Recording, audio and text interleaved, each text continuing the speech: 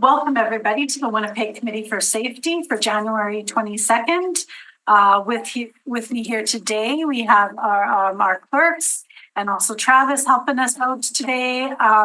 And we have lots of people here with us on Zoom, which is so exciting to see.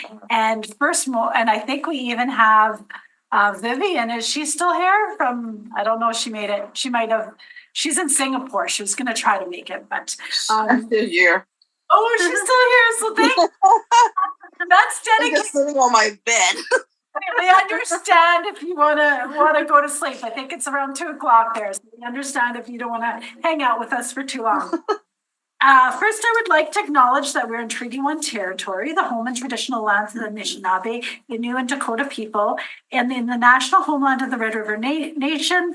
And we get our drinking water from Shoal Lake 40 First Nation. And first off, we just need somebody to move for remote participation. Carrie? Sure. Okay, all in favor? All right, motion is carried. Okay, so welcome everybody. Thank you. This is our actual official first meeting, so very excited. I am going to do a little go around because I just want to remember everyone's names, just a brief little go around.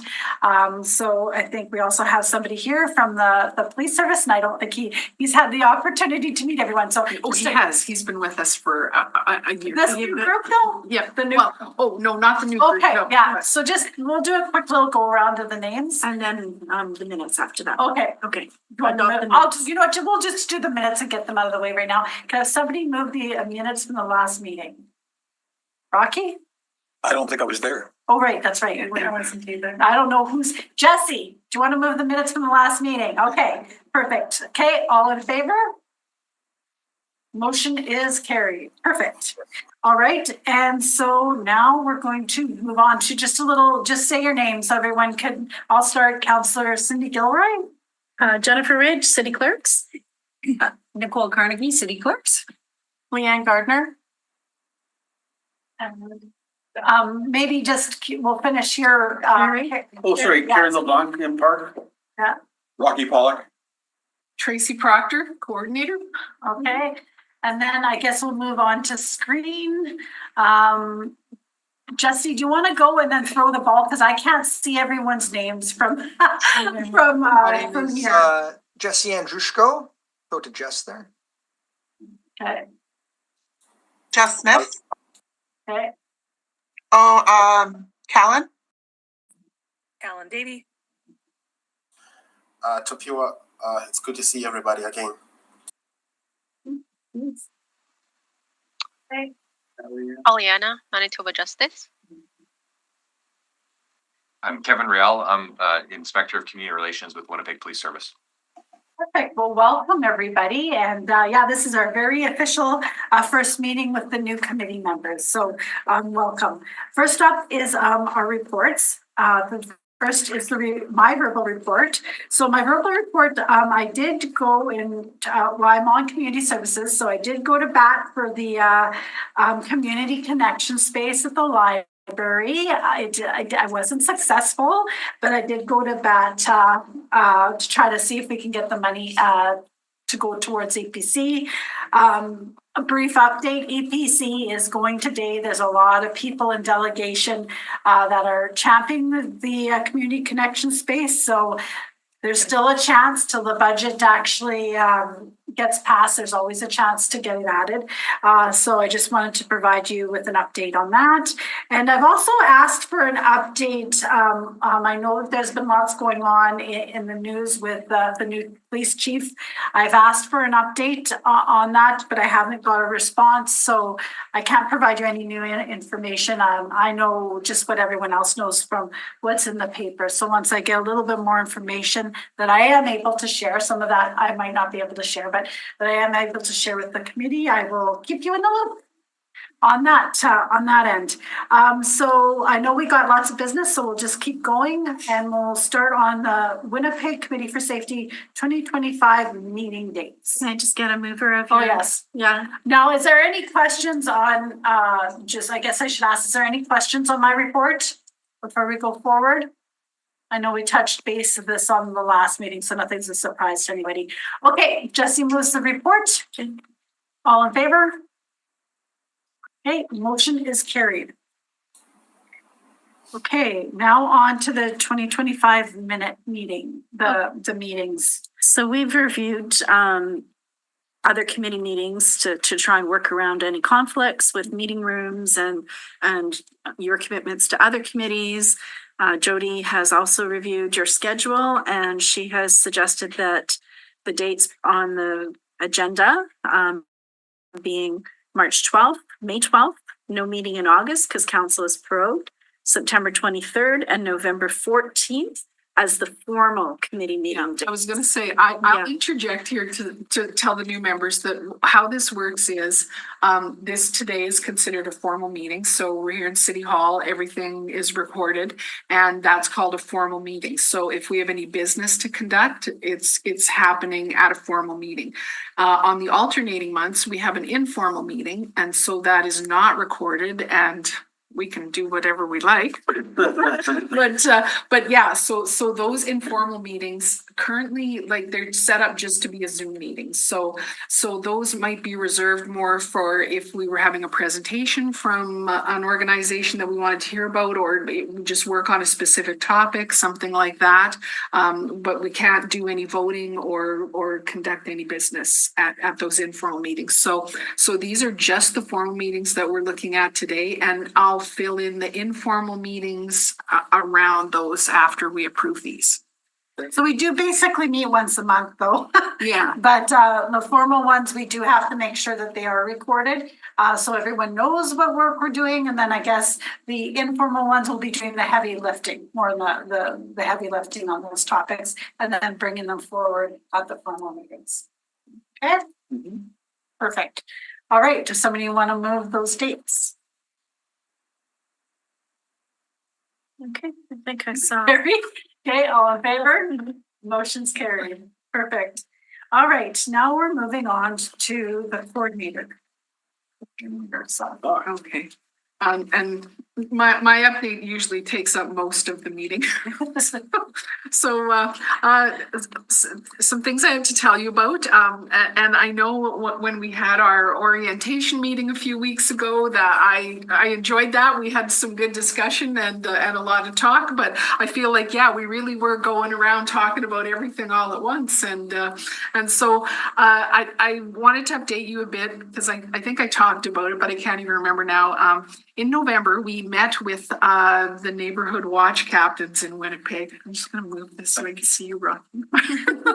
And over the course of, I would say, maybe early last spring, we just, and Kevin helped me with this, to reach out to some of the neighborhood watch groups and just see how we could help them. And Kevin, when he joined the committee, happened to mention that Neighborhood Watch has had quite a resurgence in Winnipeg. And I know when I used to run the Citizens on Patrol program, Neighborhood Watch was struggling and not doing very well. And the tables have turned, and Neighborhood Watch is doing very well in Winnipeg now. And I think there are about 220 captains registered in Winnipeg. And just the last couple of days, I have been working on creating my own list of those captains and what parts of the city they're located in. I had a meeting with Kevin and his team at the Community Relations Division just before Christmas. And so we talked about the concerns that some of the captains brought up when we had our group session that day, some things that they wanted to see happen, and just provided some good feedback.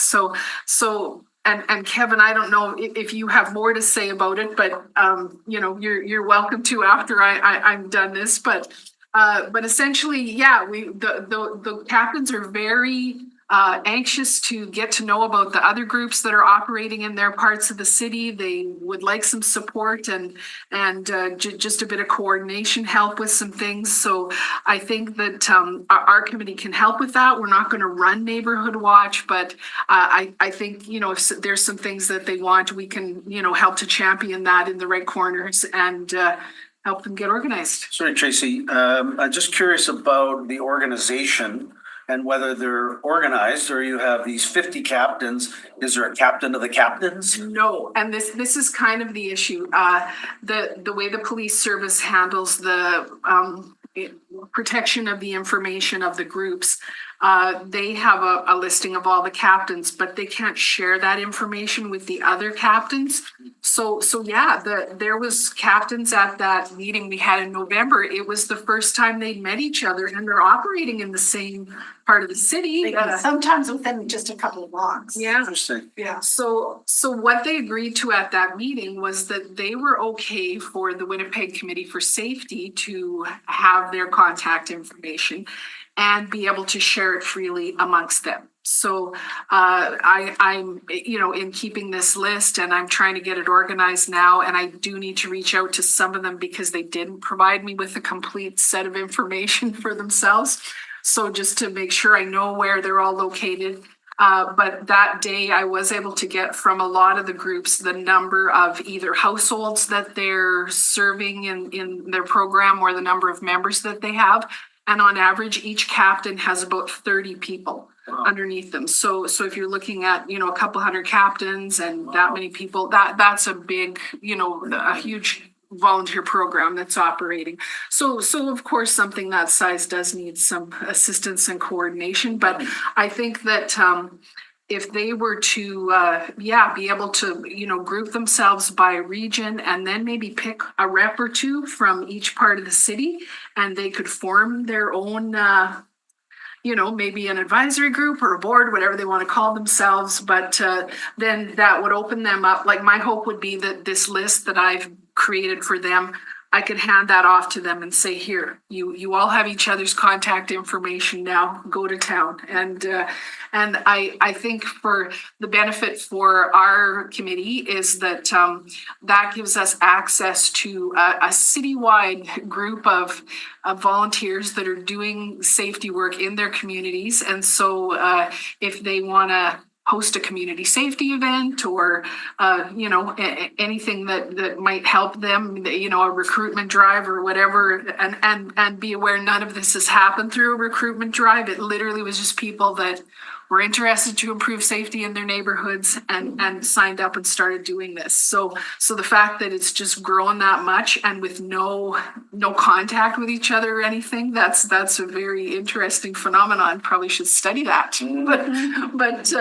But yeah, I think that, and it's part of the mandate of our committee is to help groups that are doing that grassroots type safety work in their neighborhoods. And so it's a good thing for us to start helping with, and makes a connection for us to those people in those communities. And the other surprising part is that most of the groups that are doing this are located in what I prefer to call the suburbs, like the south and west part of the city. Not very many groups in the north end. It may be same. We both got like Yeah, it was kind of shocking actually to me to see where people were coming from. So it really would give us a great idea of what do they perceive as safety issues, right? And how can we help, be the conduit to their counselor in terms of that, and just really connecting the pieces, because it's going to be very different for different people, right? The feeling of safety is very different from somebody that lives maybe in the downtown area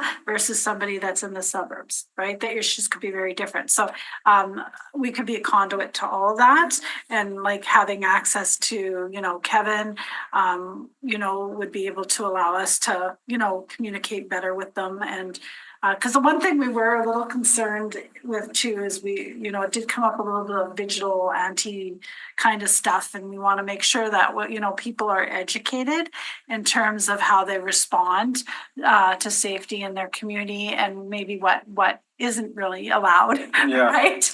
And making sure they get access to our police services that can maybe help them around some of those things. So I guess that was one of my questions to Tracy, I had too, is what are they doing? Because we haven't really, I know what in my mind might be a traditional neighborhood watch, which is like see and report. Yeah. But I'm guessing that just knowing what I do about calls for service to the WPS, that see and report, unless it hits a certain level of severity is a difficult thing.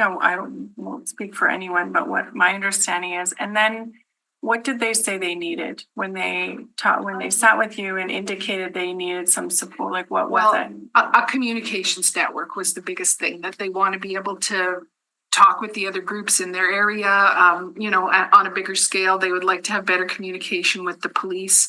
And although that's, it's not easy, the police are busy, so they don't have time to just be talking to the neighborhood watch folks. There still is a way to set up something around that. A lot of the groups wanted those signs that, you can post that this is a neighborhood watch community. And so that's not really a big ask. So I looked into that, the cost of them and how to procure them. And, they're not a huge expense. So yeah, it's different things. It's just to have somebody to be able to, do some looking into things. But there were other things. Some of the groups want patrol vests, flashlights, and that's where Kevin and his group and I discussed there's a line there that you're crossing once you are doing official patrol type work. And when I ran the Citizens on Patrol program in Manitoba, every group that's doing that type of work has to carry insurance to do it. And so Kevin might have an answer to that. I don't think the neighborhood watch groups, though, that the city or the police service is carrying insurance for them to do. Like neighborhood watch has typically been something you kind of do off your front step or, your yard. You're just keeping an eye on, things in your own little area and reporting it to the police. You're not really taking action on things. So if there were groups that were doing more typical type patrolling work, then they should be joining the Citizens on Patrol program. And that should be something too that we could help hook them up with. And oddly enough, I had a phone call from a guy in Citizens on Patrol last week that and I've had a hard time getting a hold of someone with that program, and they're struggling as well. So there's something else there too. But I also had mentioned to Kevin that once I had reached out to some of the groups, a lot of them thought, oh good, this lady's running neighborhood watch, and started like adding me to their mailing lists for things. And so I was getting some camera images and things that and things that I thought, oh God, this guy shouldn't necessarily be sharing this stuff around this way. I think that they're even to organize some kind of basic training sessions is something we could help with. There's a great synergy here between this committee and that, folks, but help me understand. So there's two groups here. We're talking about Citizens on Patrol and Community Watch. Neighborhood watch. Neighborhood watch. Yeah, and neighborhood watch is overseen by the Winnipeg Police Service. It's always been the and I don't know, Kevin, you might have a better word for it than I would, like the community safety program that the police supports. And it's a fairly new, Kevin, maybe you talk about how kind of new it is, like revamped it. Well, it's always been in place. It's had a resurgence for interest, but it's really always been an eyes and ears. Just us encouraging, see something, say something. That way we don't have people putting themselves in any danger, or we don't want that to happen. It's getting to know your neighbors in your neighborhood, and then seeing something that's unusual or something on the normal and reporting that to police.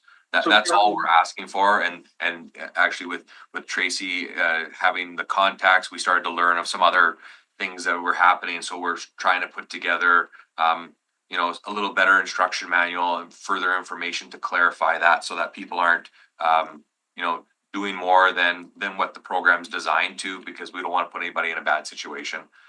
We just want everybody to be safe in what they're doing and getting to know their neighbors. So Well, Kevin, I'm trying to understand the difference between the two. Can you, sorry, Harry, I just have a list of people kind of asking questions. Oh. Can I go to Leanne and I'll come back to you? Yeah. Okay. Sorry. I guess I heard a little bit of this come up as far as when it comes to, like you mentioned the word vigilante, and Yeah. I always have a moment, because I'm a little less surprised that it's in suburbs that this happens, just because of honestly, in areas where there's poverty, what you will typically see is a bit of a, like, one, people don't necessarily have the space and time and to be dedicating to like volunteer efforts to address these things. There's a normalization of things. There's a not necessarily a trust that anything's going to come of their efforts. So that part is a bit less surprising. And I think in the inner city areas, because the Bear Clan I and just Mama let Bear her, Clan. I just let her. Yeah, finish. no, I just wanted to say though, that I Yeah, think that then they let's filled just, that yeah, I gap. wanna make sure everyone has a voice there. yeah, I just because then when we're talking about neighborhood watch, I just think it's important that we do, and it sounds like Kevin's doing that and that you guys did, but before we kind of everybody get behind all the actions of groups, I'd be more comfortable knowing what actions I'm getting behind, because often what I understand comes sometimes with the frustration of people who have community safety concerns is leaning on surveillance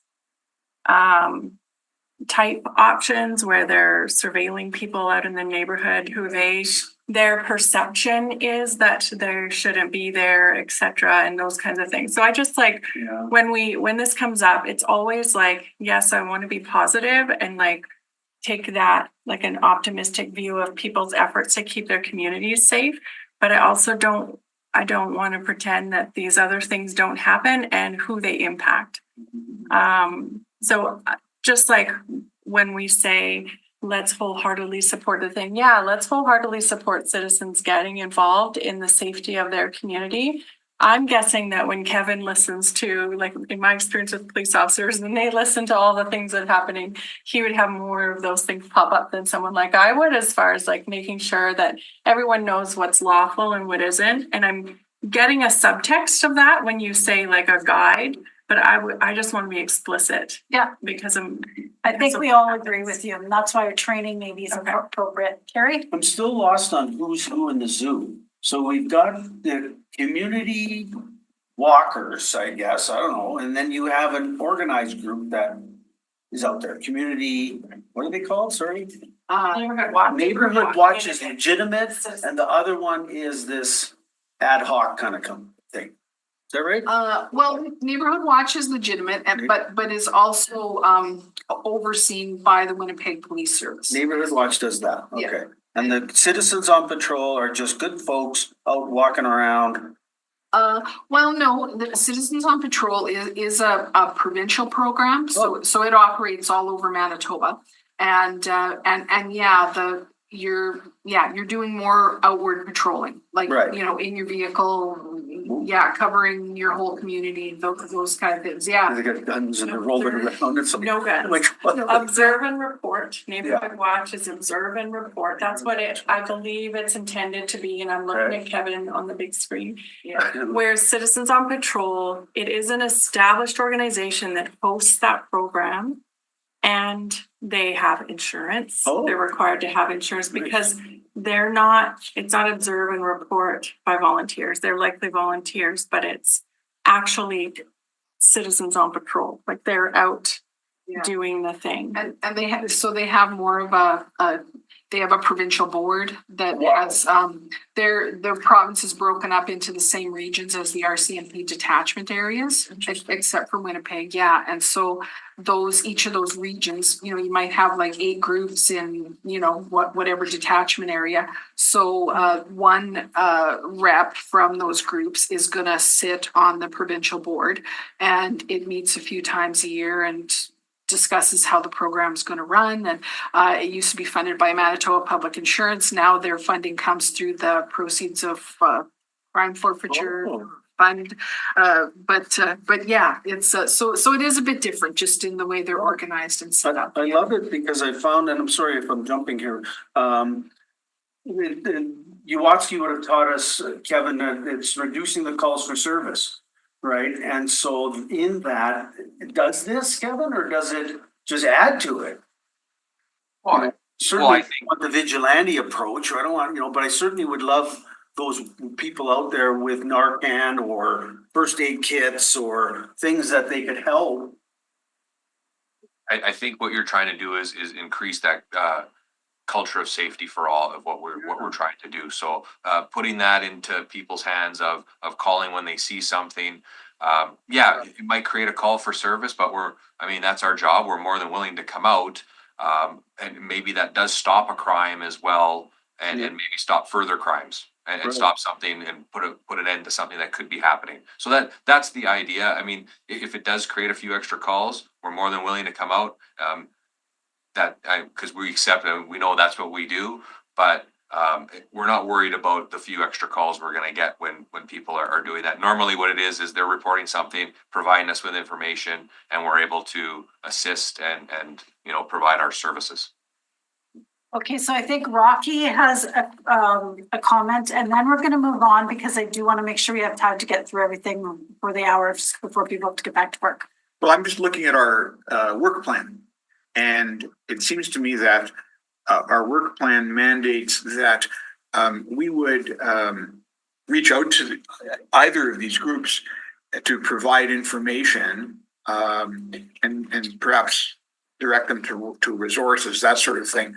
But I think we should be very limited in our involvement with either. We should not, as appears to have happened, we should not be identified with them at all. I think we should simply be a group that communicates with them. And I think in terms of, whether they simply observe or do other things or whatever, I think we leave the supervision of that to the police. Yeah. Because if they're stepping over the line, it's the police's job to tell them to stop. So, and that is actually a perfect segue. Now, I just want to make sure are you done? Or did you have something else you want to add? No, I think it was just sort of an update on that. And Kevin, you and I can talk about any progress or anything that you've made since our last meeting. So I'll get in touch with you about that. So just because Rocky did a great segue onto our actual work plan now. Last time we met, we had a really robust discussion kind of on things that we would like to work on. We can create subcommittees, and of course we can kind of roll up our sleeves on our our non-business days where we're not kind of having to do this on screen to really kind of figure out what we want to kind of work on. So I wanted to kind of bring back that discussion. I asked you guys to kind of go home, think about it, and think about, some things that you're passionate about and what maybe we could have bring forward and maybe have a little bit further discussion. I'm not saying that that's going to be something that we're going to work on this year, but let's bring it to another meeting and let's have a discussion and kind of whittle down on what projects or things that we want to kind of focus on over the year. Does anyone want to start?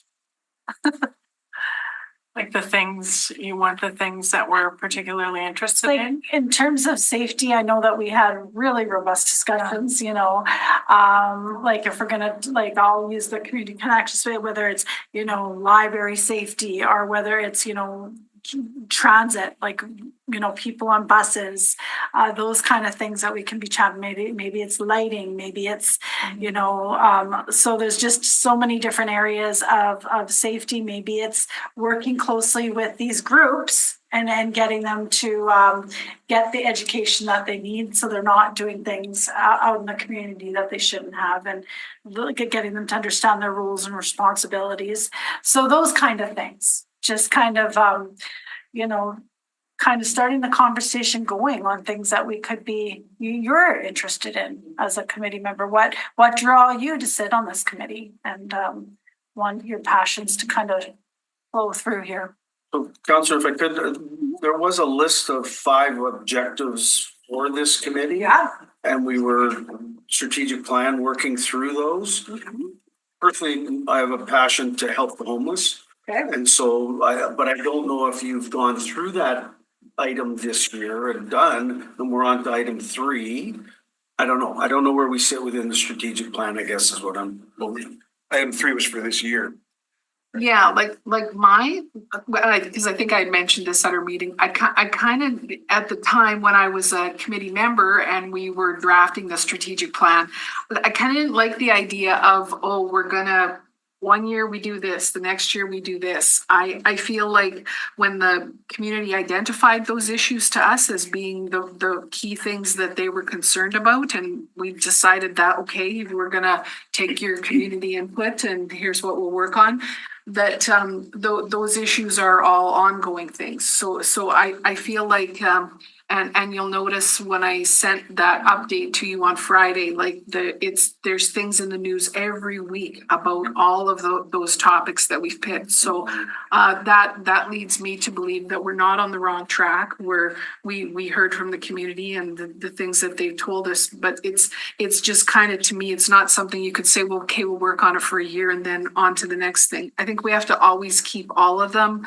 on, the radar, and, maybe sometimes things are going to come up that are, more important. I think this year, we're supposed to work on built environment and public transportation. And I think it's timely, and this page from the strategic plan says some issues mentioned by participants included increased garbage in the city, abandoned buildings, broken streetlights, and areas that are not well lit. These issues can reduce a sense of safety, and additionally, excess garbage and abandoned buildings, which may be occupied by people experiencing homelessness, can be potential fire hazards. So we're seeing that, like, Yeah, and on that, because a lot of that is stemming from the homelessness, so they all really do feed in together. And I know with the new provincial plan, what concerns me that I see with the city is there really is no plan at the city level. Like, there's that plan provincially, but there's no plan at the city level on how are we going to clean this up. So there was a pilot that was done to kind of go in and clean up these encampments. But now what I'm not seeing in budget is any money funding the actual cleanup of these encampments once people are housed, right? So they're going to be, so my concern is, and I think we have a right to bring up these concerns, is this, how are we going to be managing if people are moving into vacant buildings, right? We've done some work around vacant buildings, particularly, but are there other areas that we could, I'd like to push, I know it's property law, but maybe somebody here that's more of a legal minded person than I am. I'd like to push that on what the city can actually do legally on how long a vacant building can sit empty, right? I know that there's lots of legalities around that, but we've put extra fines, we've done a lot of that work, but there's still the piece where, we have no control over how, it is not illegal to own a vacant building, right? So really these can piece in together. And I'm just trying to make sure that I'm making sure that each and every one of you can do a little bit of what you're passionate about and what you'd like to see happen here, and have those discussions with you. Because you came on this committee for a reason. I want to make sure your voice is heard. And I do see a hand. Callan Davey. Look at that. Sorry. Thank you. My comment is less about a specific area where I'd like us to focus and more just a practice that I'd like to see implemented, which is whenever we decide what our core priorities are going to be as a group, and to your point, make recommendations or even take action. My hope and what I would love to see is that whatever we decide to do, though, we are taking not just the feedback of each other into consideration, but also of key stakeholder groups that these actions or these recommendations impact. And so as we move forward through this journey of identifying what our, North Star initiatives are going to be, I would love to make sure that along the way in that journey, we are making sure to capture voices, perhaps from the neighborhood group, yes, perhaps from those organizations and those, community grassroots movements who have started to make progress on the streets with their initiatives. I want to make sure that we're not innovating in a bubble, but that we're taking feedback and consideration from as many parties as we can, and use that also to fuel our recommendations. I think it's really important that whatever we do, we are reflecting the community that we're here to represent. Very good point. Thank you. Okay, so yeah. If I can, I'll keep it brief. I know we spoke about this when we had our meet and greet, but I'm a little bit of a crime prevention nerd. I will admit it. But We all are. community safety and well-being planning is like, that's supported in evidence as a way that cities just as complex or even more so than ours manage to take an approach that acknowledges that every neighborhood does not have the same issue necessarily, and that their concerns are valid. Like so like downtown versus like Charleswood versus wherever, like there you live there, it's supposed to feel safe. And if it doesn't, you should be supported to find a way to make it feel safer. I would say, like, if you're a policymaker, you would also want to look at where the most severe situations are if you have limited resources, which usually there are. But like, it's not my idea, the CSWB planning. I didn't come up with it. It's been proven and tested, and I haven't seen anything from the city saying that there's an effort to do that moving forward by neighborhood. And I would suggest that by neighborhood makes the most sense, because an issue for the neighborhood you represent, councillor, versus one in a different area of town, those issues aren't the same there. So the evidence that supports or that shows what kind of unsafe things are happening are not the same in each place, and therefore the solutions are not the same. And what I'm really confident happens is that where homelessness is a particular driver of the issues, that comes out in those community level, like CSWB planning as an effort is a really detailed, facilitated, evidence-based approach. Nice. Where you have the right people at the table, and then you have the right people to come up with the right solutions too. Like property owners or business owners are all have really valid concerns about things. We wouldn't ever want them or me, for example, in a vacuum to come up with the solutions. You have to have, because mine would be all very person-centered and et cetera. And then there's a vested interest by people depending on where they belong. I haven't seen that, and I don't understand why, because I haven't seen an alternative that leans on evidence more and less on. Well, we could probably make some comments Yeah, I on was that. gonna say, I could make some comments, yeah. So the city has undergone that stuff. However, they haven't implemented it, and we lost a lot of the key stakeholders that actually were the driving force behind it, which was a big loss. So I really feel that within the leadership role, we don't have that leadership to pursue with that plan, which is a huge loss, because we were kind of part of that. Do you want to talk a little bit about it too? You were there more than me, because because the community safety and well-being planning notion, Manitoba is behind, and Aliana, I'll let you weigh in on this too, because I know you are doing some work on that, but Manitoba is behind most of the other provinces in Canada. Like Ontario, for example, already for a few years now mandated that every municipality in that province has to have a community safety and well-being plan for their municipality. And as part of that, they have to hire a coordinator, and then work on that plan. And a lot of it is identifying what are all the things you have in place that are supporting that, and what are you missing. And so then once you see what you're missing, you can work to fill in those gaps, come up with a good plan. So Manitoba's behind, but the city, in preparation for that was coming, hired a community safety and well-being administrator, and that was Greg McPherson. And so that was, I want to say, 2-3 years ago already. So Greg was in the role. Then he was replaced by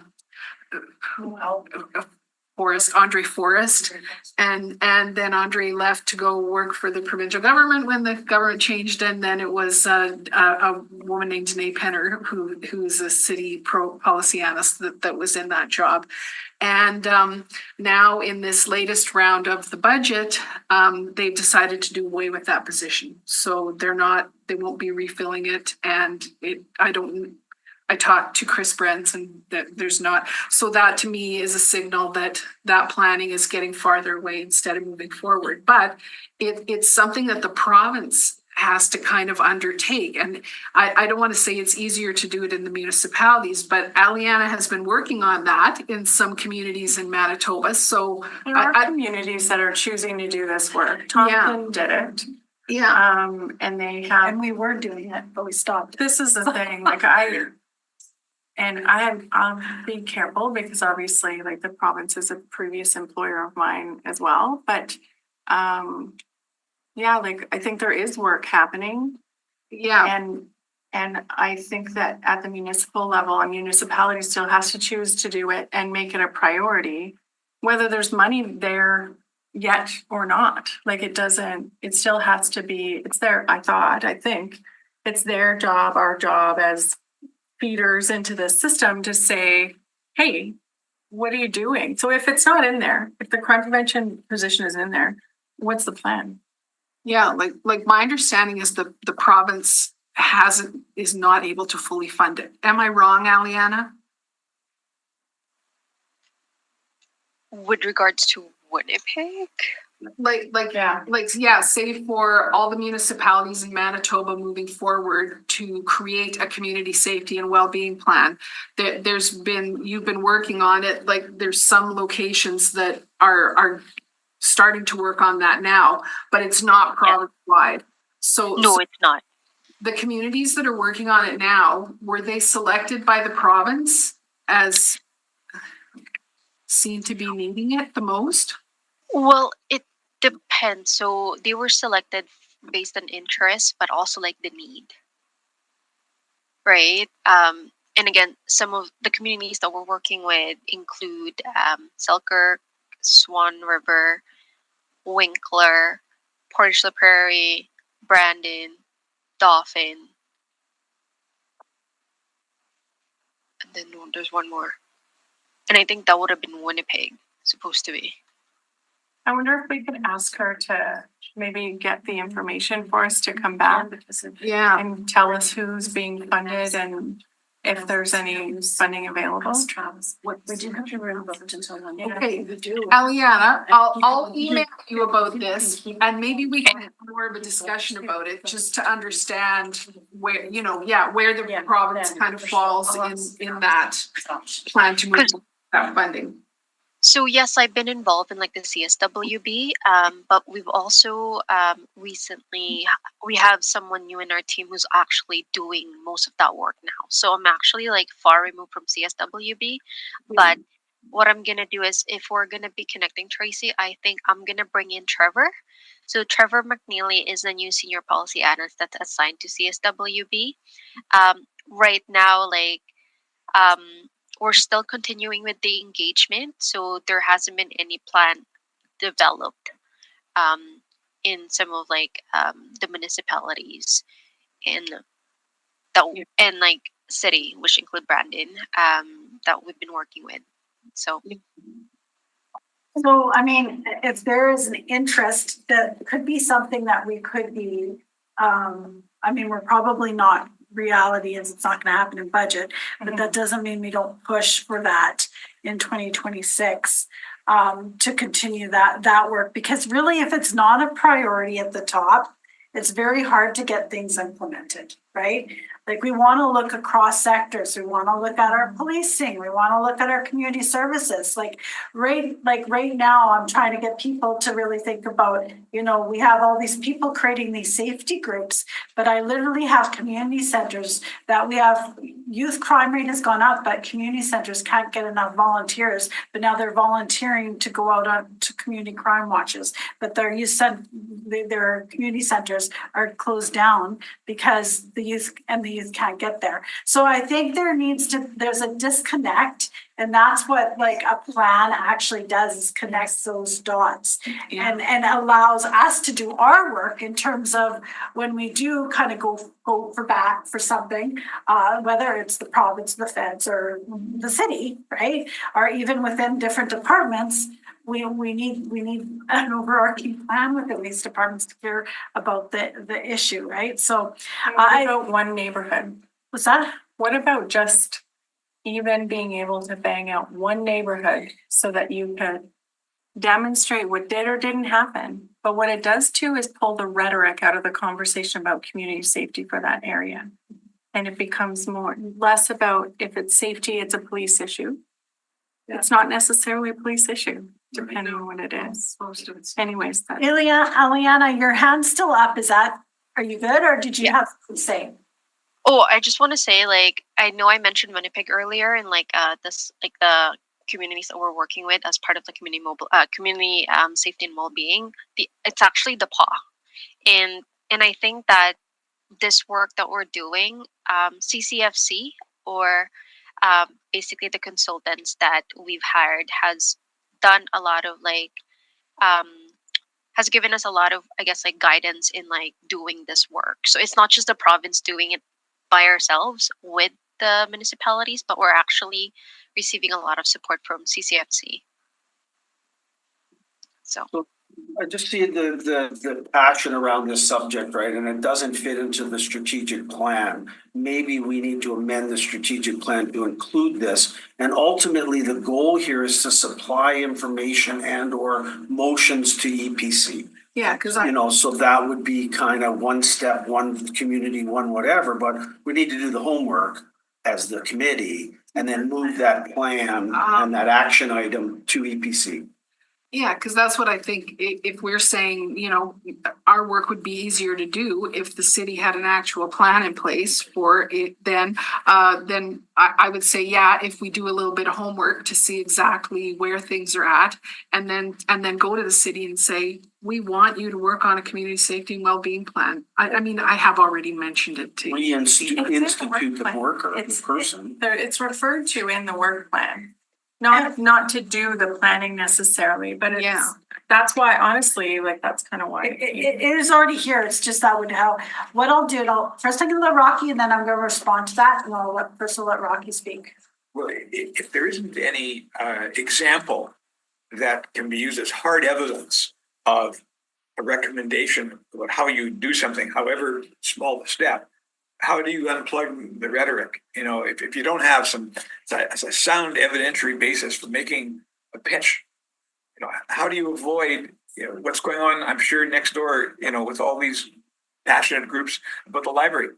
So what I'll do actually, if everyone agrees, because I think that everyone agrees we need the city to take this a lot more serious. I will get somebody from the administration that was part of the actual plan that was done, have them come and present, and then we'll kind of see what that plan is and how we can fit in our strategic plan into the plan the city already has, and then push that and push the staffing and push the needles that way. Does that sound like a good starting point for us to hear what that actual? Because the city's done work. There's some kind of document out there on it. Yeah, let us review it. Yeah. I think it was completed. I don't know, Tracy, do you remember? I don't know. I think it was. My thought was that work was coming, but. Yeah, I think what happened is, this is for me being in the room prior, being on EPC, is sometimes things get filtered up. But if they really don't want it to kind of move forward, because there's usually budget asks, right? It costs money because there's more staffing or whatever. Just kind of dies a lonely death, this kind of thing. So everyone, nice to see you. Take care. Okay, yeah. You know what? Thank you very much. Yeah, and I know I should have kept it tight. I apologize for that. So got a plan moving forward. Thanks. Good afternoon. You know what, just to keep everyone online, maybe we'll, if you want to stay a few minutes after we can chat, but just so we can let everyone go that needs to go. Can somebody move the update, what were we just talking about? The update of the work plan discussion, and maybe move forward that we're gonna have somebody come and talk about what the city's already kind of worked on, so we can get an idea. Somebody wants. What Councillor said. Somebody. I was going to ask you that question, Joe. The community and well-being safety plan that the city had already started and where they are at. And we can review it. Well-informed person. Yes. You don't want Chris Brent will probably to type this. Okay, so that is the motion. Is everyone in favor? Yes. Okay, the motion is carried. Now, you can stay on if you want to listen in, but I just want to make sure that the minutes are counted for here. So can somebody move to adjourn? Jesse's okay, all in favor? Okay, so the meeting's adjourned. Thank you. Now the real work. But can they Can they stay on? Yeah.